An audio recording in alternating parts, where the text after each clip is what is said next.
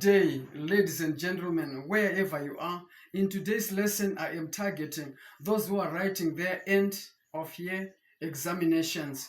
In this lesson, I am giving out best examination study tips. Number one on my list, I am going to come up with this quotation from Socrates, who said, "The unexamined life is not worth living." The unexamined life is not worth living. So, in today's lesson, I am looking at things that hold us back from reaching our full potential. Number one, goals. Make it a point that you set goals that inspire you, goals that stimulate you, goals that create a state of unrest, so that once you are committed, once you are dedicated, then you become unstoppable. In this case, let's say you want to be a doctor, you must have a mental representation of your glory, a mental vision of the desired end result. What do I mean by this? Let's say you want to be a doctor, then you have to see yourself restoring health to humanity in the hospitals of the world, and that attire of doctors. Let's say also you want to be a pilot, then you have to see yourself in the mind eye, flying humanity to their destiny, and at the same time contributing to societal well-being. In this case, please take note of it. Success begins in the mind before it manifests in the real world. So make sure that your goal has the power to shape your destiny. Your goal has the vigor to shape your future. Your goal is the power to shape your character, because you simply become what you focus on. You simply become what you behold. Let me move on to another point, which is attitude. Right? What is attitude? Attitude is the state of mind with its attached emotion. Battles are fought and won in the mind before setting foot in the battlefield. You are what you believe. Proverbs 23, verse 7. Believe in your God-given ability. Believe that, yes, I can make it. Yes, I can pass. Yes, I do have what it takes to succeed. Please take it a point that this must be imprinted in the heart of your hearts, that yes, you are going to make it. Then let me move on now to this point here. You may have failed, I know, a number of times, but it does not necessarily mean that you are a failure. What it simply means is that the methods and strategies that were put in place to prepare for that examination, to prepare for that test, they were not good enough. Please let me emphasize this. Never at all see yourself as a failure. Once you do, it becomes a self-fulfilling prophecy. Let me come now to this point. I strongly believe Barack Obama was the first president of America, because in his electrifying speeches, he had a mantra. After giving a few lines, he will say, "Yes, together we can." Then he gives another few, then he gives a number of electrifying lines. Then he comes back again, "Yes, together we can." Let me also get a quotation from the greatest African statesman, Nelson Mandela. He once said, "It always seemed impossible until it is done. It always seems impossible until it is done." Let me also get this quotation again from the Bible. That is Mark 9, verse 23. Jesus said, "If you believe, all things are possible to those who believe." All things are possible to those who believe. Let me give you this scenario then. Suppose your favorite team at halftime is down by a number of goals, and then the coach goes with the team to the dressing room. What do you think the coach will say to the players? Please, can you stop for a moment and think what you think the coach is going to say in the dressing room? All said, all he does is to lift up their spirits so that they believe that, yes, together we can. Once belief is lost, all is lost. Then let me move on to the next point on my agenda, which is discipline. What is discipline? Right? Someone defined discipline jokingly as doing what you want when you don't feel like doing it. Doing what you want when you don't feel like doing it. Or let me put it this way: indeed, or in fact, discipline, as of discipline, what the mind wills, the body must execute. In other words, I am saying here, the body must be governed by the mind. The body must be subjected to the mind. What do I mean by this? Someone might be questioning.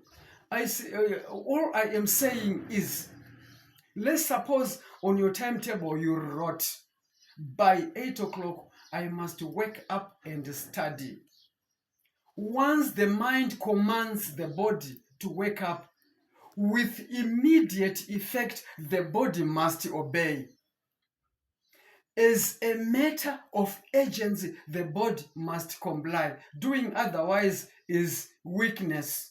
In other words, I am saying the body is simply a tool. The body is simply a tool in the hand of the mind. Please, I want to give you now one of the greatest secrets to long-term success and achievement. It is delaying immediate gratification and pleasure. Please get this right. Delaying immediate gratification and pleasure. Someone might be wondering, it results in increased self-control, improved decision making, and dedication. Let me also get this now from James Allen. In one of his greatest books, James Allen said, "Man is made or unmade by himself. In the armory of thought, he forges weapons for self-destruction. He as well fashions tools by which he builds for himself mansions of joy, pleasure, and strength." Let me move on to one of the points that I have here that we must follow in order to succeed in our end of year examinations. Right? It is problem solving. Problem solving. Wisdom and excellence is in problem solving. Wisdom and excellence is in problem solving, grappling with challenging situations. Mind power grows in the struggle to figure out the next step. Or let me put it this way, loud and clear. Deep learning or deep understanding or real learning begins when you get stuck and you don't know what to do. That's where learning is. When you don't know what to do, then you think this and that. You reread the question, marking keywords. You reread the question, underlining the concepts. You reflect back how similar problems were solved in the past.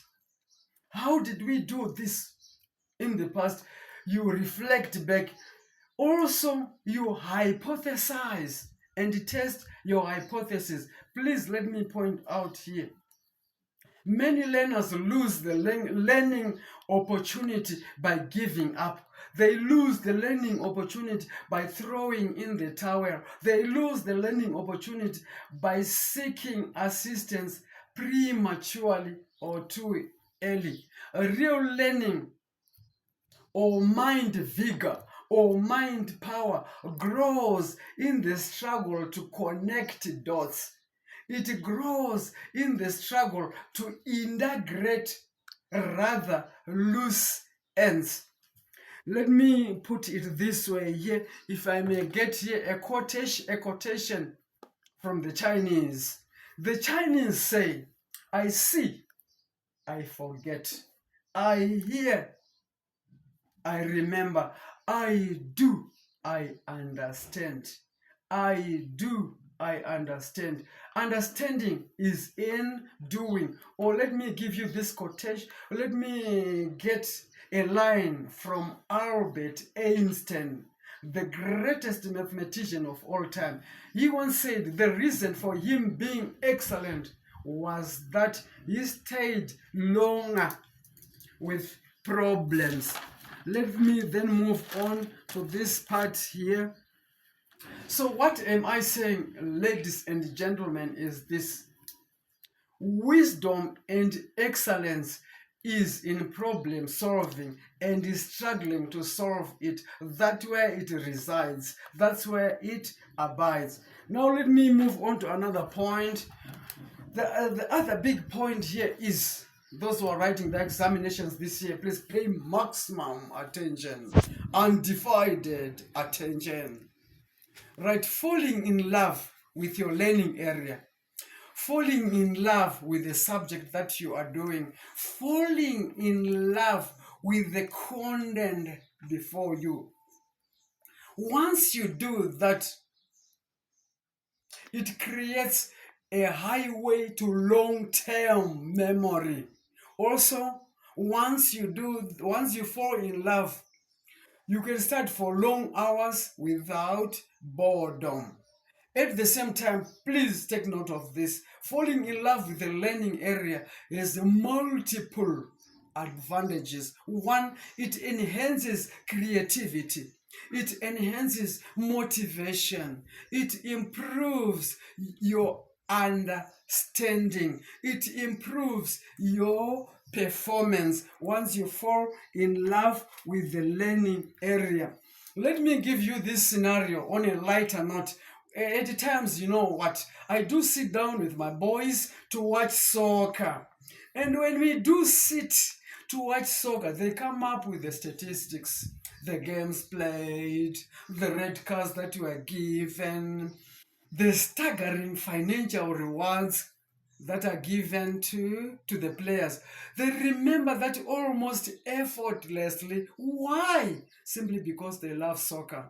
Let me also take from music lovers.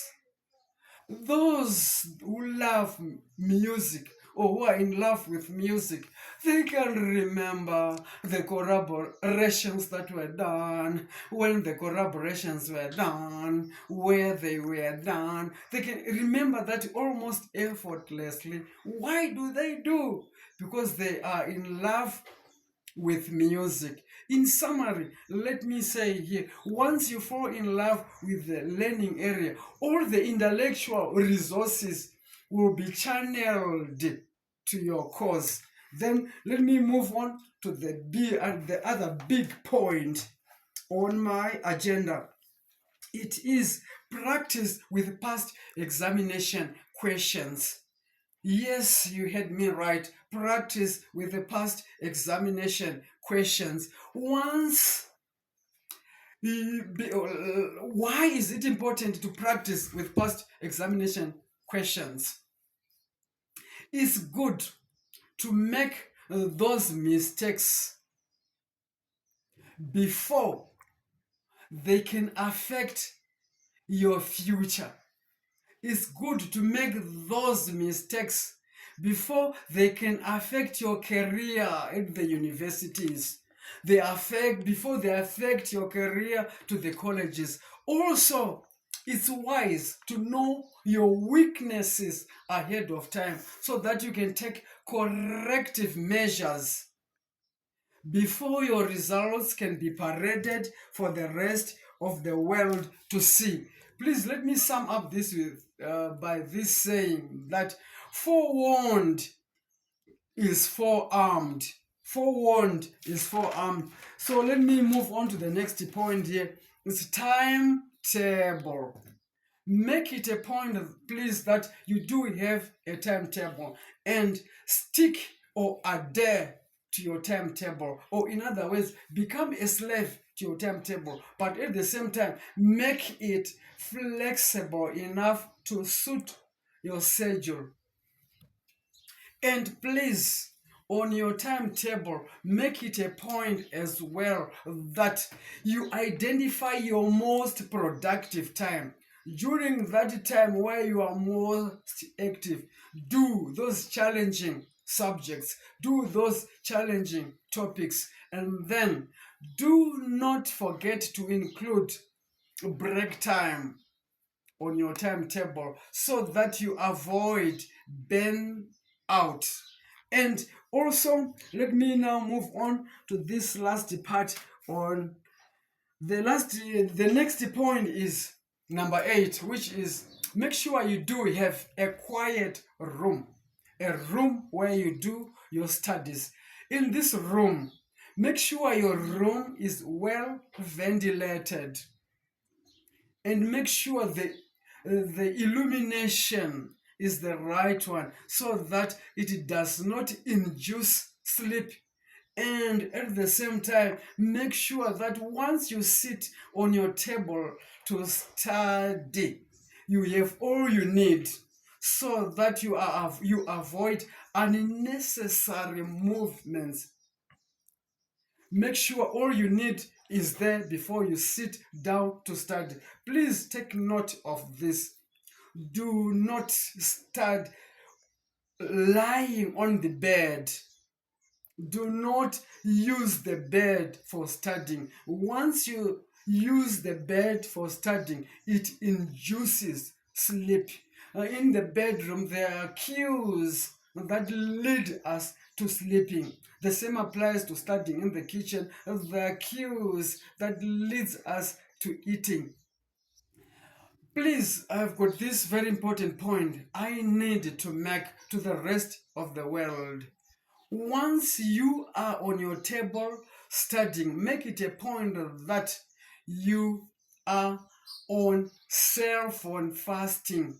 Cell phone fasting. Cell phone is the worst master, but the best slave.